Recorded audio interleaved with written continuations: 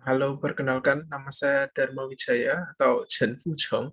Nah, sekarang lagi menempuh studi di China. Nah, hari ini saya akan menceritakan tentang apa yang saya dapat selama studi di China. Nah, jadi ketika ada orang bertanya, apa sih benefitnya belajar Mandarin untuk masa depan? Ketika kita berbicara tentang masa depan bahasa Chinese, kita mau nggak mau juga harus membahas tentang apa sih apa sih masa depan Tiongkok. Nah, kalau memang China tidak mempunyai masa depan yang bagus, maka kita belajar Mandarin sekarang itu tentu akan sia-sia kayak gitu. Jadi gimana sih masa depan China? Nah, karena saya background-nya adalah arsitektur, jadi saya mengajak para hadirin untuk mencoba mengkaitkan antara masa lalu Tiongkok dengan masa depan. Jadi beberapa slide ke depan saya akan menampilkan beberapa bangunan kuno atau beberapa Chinese ancient painting kayak gitu. Tapi dalam pikiran kita sudah harus bisa menjangkau dan menerawang kayak masa depan Tiongkok itu bagaimana kayak gitu. Jadi ketika saya belajar di Beijing, saya mendapat tugas untuk membuat sebuah karangan tentang Tiongkok tahun 2050 kayak gitu. Begitu saya mendapat tugas tentang masa depan kayak gitu, saya langsung berkeinginan untuk experience secara langsung, pergi pengalaman pertama untuk pergi ke Great Wall kayak gitu. Dan ternyata benar, setelah saya sampai di Great Wall, saya bisa memahami karakteristik China dan saya bisa mengkaitkan dengan masa depan kayak gitu. Jadi impresi pertama ketika saya tiba di Great Wall, saya melihat bahwa Great Wall adalah is a massive building, bangunan yang super besar dan kuat dan tebal kayak gitu. Jadi saya merasa bahwa Tiongkok zaman dahulu itu sudah ada kecenderungan untuk membuat sesuatu yang besar, karena tanahnya juga luas kayak gitu. Dan kecenderungan itu apakah masih ada sampai sekarang atau bahkan muncul lebih banyak di masa depan? Nyatanya masih ada. Jadi kalau kita sampai di China, kita akan pergi dengan mudahnya melihat banyak bangunan yang besar, panjang, tinggi, dan lain-lain. Seperti semua bangunan itu adalah achievement, ingin menunjukkan pencapaian kayak gitu, terbesar dan tertinggi dan lain-lain. Nah, karena ini paradoks, Great Wall Paradox, maka ada sifat lain yang ingin saya sampaikan. Tidak hanya masif, ternyata Great Wall itu ada xingzuang, bentuknya itu seperti Itiaolong, seperti naga, sangat berkelok-kelok. Jadi keywordnya adalah dinamis. Nah, karena sangat susah, sesuatu yang masif itu biasanya tidak dinamis. Tetapi di Great Wall, saya melihat bangunan itu besar, tapi juga dinamis. Dinamis ini ingin saya kaitkan dengan beberapa budaya lain Tiongkok yang memang super dinamis, seperti tarian ataupun alat musik. Kalau yang tahu erhu, alat musik atau musik Tiongkok itu biasanya sangat menekankan pada kedinamisan. Jadi mereka yang belajar musik tentu akan memahami bahwa crescendo dan decrescendo dalam musik Tiongkok itu luar biasa penting. Dan juga pada kaligrafi Tiongkok. Bayangkan bahwa tulisan kaligrafi itu tidak dinamis, kayak tidak ada tebal atau tipisnya, maka kaligrafi itu juga akan jelek. Dan satu konsep lagi tentang dinamis. Nah, saya menemukan ada konsep yang berkaitan dengan kota. Jadi setelah dilakukan research bahwa selama ini China itu menyumbang banyak kota terdinamis di dunia. Jadi kota dinamis itu apa? Kota dinamis itu adalah kota yang setiap harinya mengalami perubahan. Jadi entah di mana tiba-tiba ada jalan baru, atau ada apartemen baru, atau pembangunan terus berlanjut, terus berubah. Itu yang dinamakan kota dinamis. Nah, lalu impresi kedua, paradoks kedua, tentu mereka yang memahami sejarah, para hadirin yang sudah paham bahwa Great Wall ini memang dibangun pada masa perang. Jadi Great Wall itu adalah dinding pembatas yang memisahkan daerahku dan daerahmu kayak gitu. Jadi sangat teritorial. Nah, pada zaman dulu Tiongkok sudah sangat teritorialnya sangat kuat kayak gitu. Daerahku ya daerahku kayak gitu. Di masa sekarang, kira-kira kecenderungan untuk membatas-batasi itu masih bisa terasakan atau tidak? Saya bisa merasakan sampai sekarang. Bahkan sesuatu hal yang tidak terlihat, seperti internet, sosial media itu juga ada batasnya. Makanya ada yang orang menjuluki bahwa the Great Firewall of China. Jadi banyak media dari barat yang sudah menjadi bagian hidup kita, Google, YouTube, Facebook, semua tidak bisa diakses di China.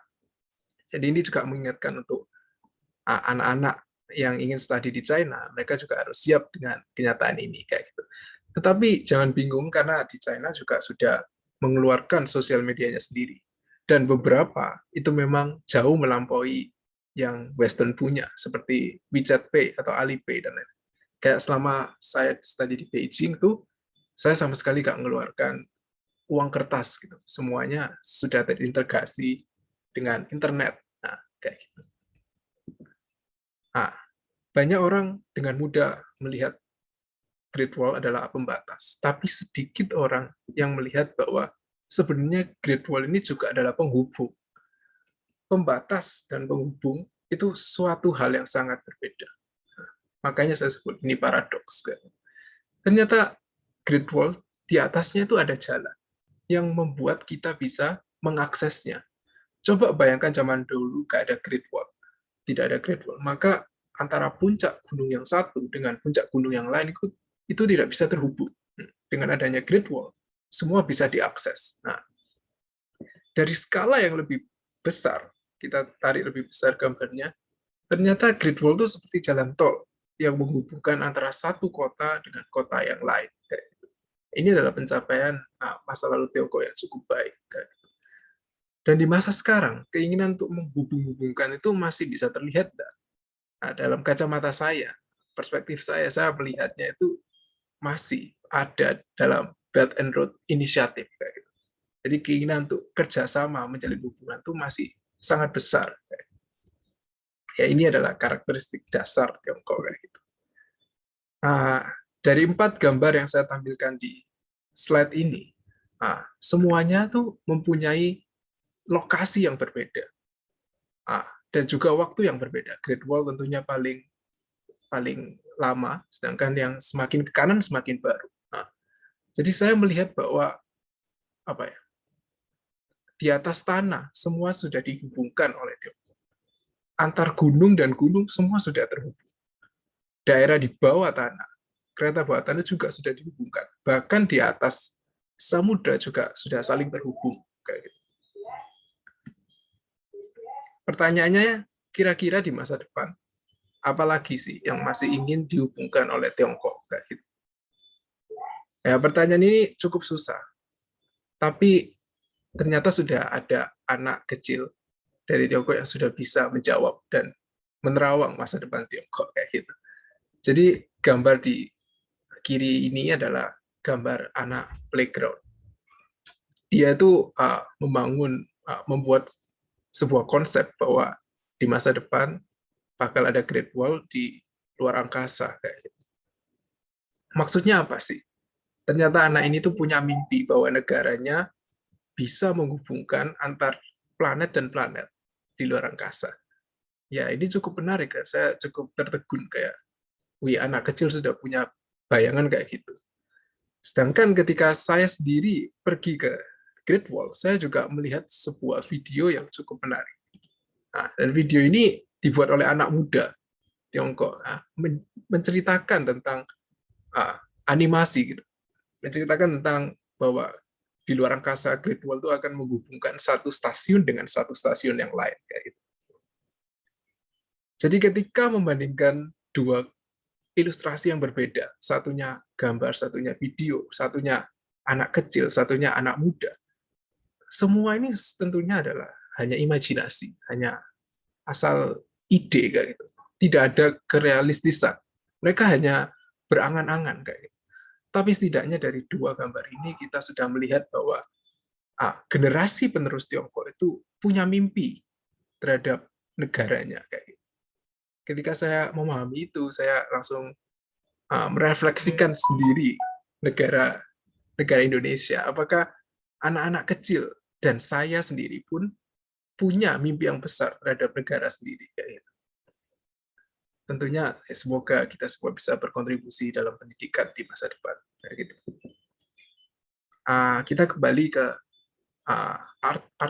artefak kedua, yaitu adalah sebuah lukisan. Mereka yang para hadirin suka lukisan kuno atau lukisan Chinese painting itu mungkin paham bahwa ini adalah lukisan Qingming Shang He Tu, yaitu lukisan terkenal karena terpanjang. Jadi kita anak arsitek juga mempelajari sedikit karena di dalam lukisan ini ada kota zaman dulu. Nah, kita banyak belajar tentang bagaimana suasana atau kondisi kota zaman dahulu.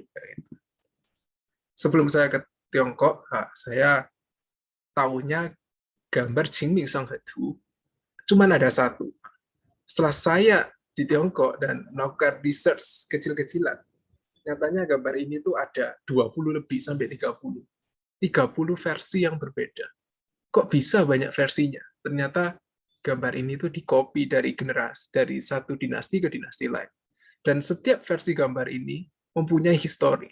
Jadi sangat precious, sangat valuable. Karena zaman dulu itu belum ada teknologi. Jadi suatu hal yang sangat bernilai tinggi itu adalah seni, salah satunya lukisan. Dan lukisan dari generasi ke generasi ini dikopi terus-menerus. Makanya ini adalah asal mula kayak pandangan kita bahwa semua barang Tiongkok itu adalah hasil imitasi, tidak ada yang original. Semuanya itu mencontoh barang yang lain dan kualitasnya sangat rendah. Nah, itu pandangan kita zaman sekarang. Tapi sebenarnya dari histori itu sudah ada bisa tergambar bahwa budaya imitasi sudah ada zaman dulu. Namun yang berbeda, yang menarik itu adalah orang Barat dan kita memahami kalimat imitasi itu ya cuma satu, yaitu mencontoh. Imitasi ya meniru kayak gitu. Tapi dalam Tiongkok, imitasi dalam hal lukisan kuno, imitasi itu mempunyai 4 makna berbeda yang harus dipenuhi. Pertama yaitu to trace, to copy, to imitate, dan terakhir to invent. Dan yang paling menarik itu adalah makna terakhir yang harus ada, yaitu to invent, menciptakan sesuatu yang baru. Jadi bagaimana kamu imitasi tapi juga harus menciptakan sesuatu yang baru. Saya ambil contoh gambar ini, Qingming Shang He Tu. Jadi gambar ini originalnya berasal dari dinasti Song. Panjangnya itu 5 meter. Kemudian pada dinasti Ming, gambaran ini tuh terkenal dan dinasti Ming juga ingin mempunyai gambar tersendiri tentang kotanya pada zaman dinasti Ming. Akhirnya dikopi lagi, namun sudah ada perubahan. Kita dapat melihat perubahan, yaitu sudah ada warnanya. Gitu. Kemudian orangnya juga berbeda, walaupun konsep utamanya sama. Pada saat dinasti Qing, mereka juga berusaha untuk melampaui. Dinasti Qing dikopi lagi, tapi panjangnya ditambah 5 meter, 2 kali lipat lebih panjang daripada original. Dan gambarnya lebih kompleks, lebih banyak orangnya kayak gitu. Jadi kita bisa melihat bahwa mereka imitasi, mereka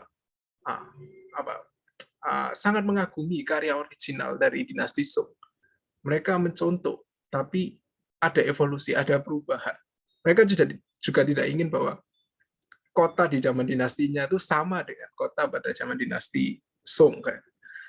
Seperti contoh zaman dinasti Song, jembatannya itu bisa dilihat itu adalah struktur kayu, sedangkan di dinasti Qing sudah berubah jadi batu. Nah, itu adalah suatu evolusi dalam sebuah imitasi. Artefak yang lain ini adalah fangti, kayak tempat pemujaan gitu. Juga banyak ukiran-ukiran. Terlihat sama, tapi ketika kita semakin detail, ternyata ukirannya itu beda. Ukiran monsternya itu berbeda. Ada mata, telinganya beda semua. Termasuk yang sudah pergi ke Xi'an, semua wajah dari tentaranya beda, bahkan telinganya berbeda, walaupun sama, yaitu telinga. Dan di dunia modern itu saya melihatnya contohnya seperti HP.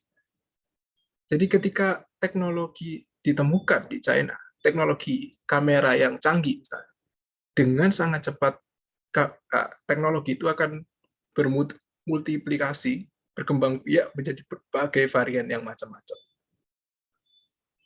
Jadi lingkungan di China itu tentu kita sangat bisa merasakan evolusi teknologi itu terjadi di depan mata gitu. Jadi mereka kreatif gitu, kreatif. Contoh lain seperti di Huawei, ketika Huawei sudah menemukan layar yang bisa dilipat, maka Xiaomi juga tidak mau kalah. Mereka menciptakan layar versinya sendiri. Dan Oppo juga, versinya berbeda lagi kayak gitu. Evolution inside imitation. Dan hal ini ya merubah Tiongkok dari plagiator, kesan plagiator sekarang menjadi inovator.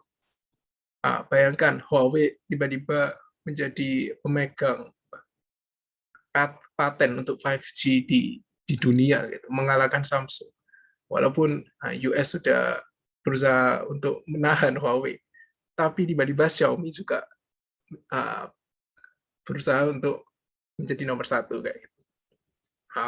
Di sisi lain kayak siapa yang nyangka tiba-tiba zaman ini ada sosial media yang mengalahkan Facebook atau Western media lainnya kayak TikTok.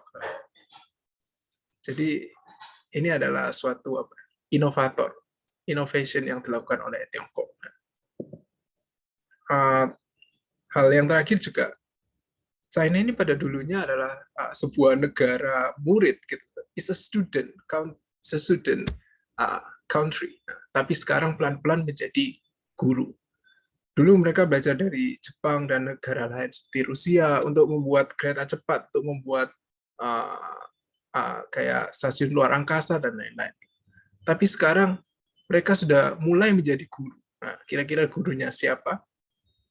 Mereka sekarang menjadi gurunya Indonesia dalam membuat kereta cepat contohnya, yang mungkin tahun depan akan segera rilis untuk kereta cepat Jakarta-Bandung.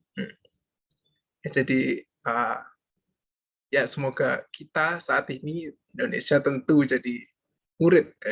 Semoga di masa depan kita juga bisa menjadi guru. Ya sekian presentasi saya.但我想说一句送给同学们，送给朋友们，就是好好学习，天天向上青春只有来一次，千万不能浪费你的青春。Semangat semuanya. Terima kasih.